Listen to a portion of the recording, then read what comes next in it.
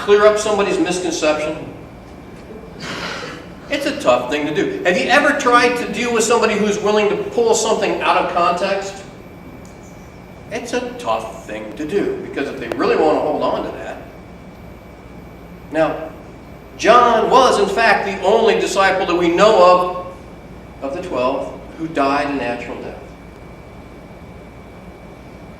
In other words, they didn't kill him. They did imprison him. He died in exile on an island, where he wrote the book we call Revelation. Right? But before he died, he said, I want to clear this up, guys. I really want to clear this up, because I don't want your faith to get messed up because you thought Jesus said something he didn't say. Wow. Would that one preach? How many times have we put words into Jesus' mouth that he didn't say? And we're willing to have our faith rocked, are willing to point at somebody else, are willing to walk away from following Jesus because we thought he promised nobody in my family was going to suffer. He promised I would succeed in life. He promised that my marriage would stay together. He promised that my children would not die before me. He promised that I wouldn't suffer this kind of unhappiness. Are we putting words into the mouth of Jesus that he didn't say? And maybe you have one of those things, or maybe more than one. Maybe you have some premises that you have that you think that God has really let you down because of this, and you never really talk to anybody, but it really has hampered your spiritual growth. Maybe you have that. Maybe that's why you have not grown spiritually this last year, this last 3 years, this last 10 years.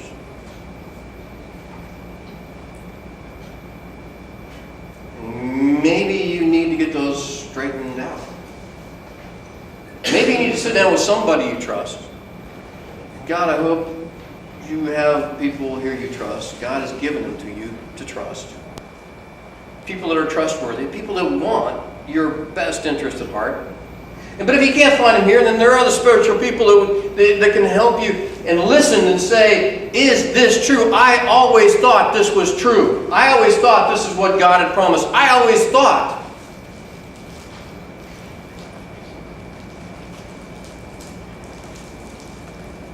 That may lift a spiritual, just a serious spiritual burden off your shoulders. It didn't belong there to begin with. Maybe you need to take the time to do that with somebody. Because even though there's not enough room in the world for all the books that could be written about what Jesus said, there's a lot of things that Jesus did not say that you might think you heard somewhere in some sermon, some lesson, some article, some radio program, sometime. Had you ever heard that if you give God $1, he's going to give you 10? Have you ever heard that one? Did Jesus say that? Is it in your text? Do you wonder why it doesn't work? Does it shake your faith up? Have you ever heard that Christian life is the best, the easiest, the most blessed life there is, and you will not suffer pain? Have you ever heard that if you pray hard enough, that person that you love will not die? Or they will not get that serious illness? Have you ever heard that?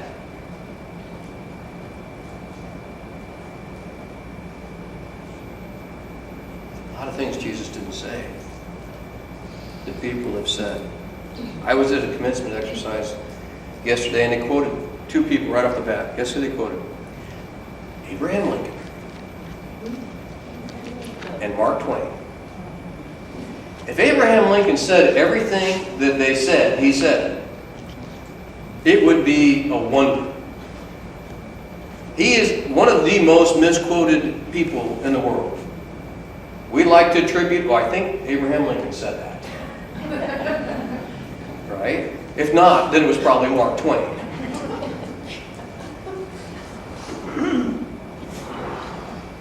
Well, Jesus is one of the most misquoted figures in history. There are things that people think Jesus said or wanted him to say, or someone told them he said, and they wanted to believe that he never said. And John wrote a whole chapter, the second ending, to clear up one of those misconceptions. Isn't that amazing?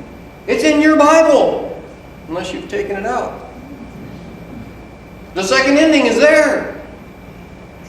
Because somebody misunderstood what Jesus said, or they thought Jesus said. If it was worth a whole second end, don't you think it's worth some time asking your pastor or one of your elders or some other spiritual person that you know, am I off? Did Jesus really say this? Is it really my fault that I couldn't heal this person by praying? Is it really my fault? Does it make me a substandard Christian that I went through a divorce? Does it disqualify me? Does it make me less of a person if my children leave the faith? Does that... I think you get the idea. Maybe you're carrying something around. Maybe I'm carrying something around that robs us of our joy, our peace, our patience, our kindness, our goodness, our gentleness, our faithfulness, and our self-control. And our ability to love the way that we want to love. Maybe we are robbing ourselves because we want to hang on to something that Jesus never really said.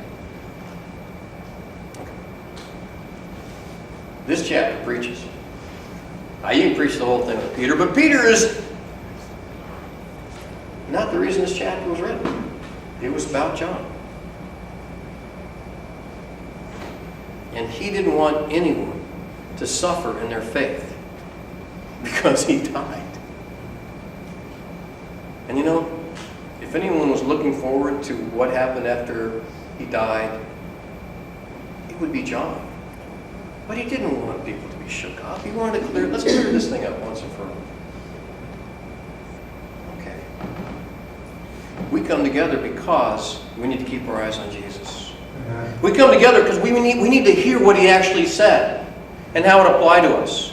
We come together because sometimes we need to let go of some things we thought he said, or we hoped he said, or someone told us he said, and just focus on what it means to follow Jesus.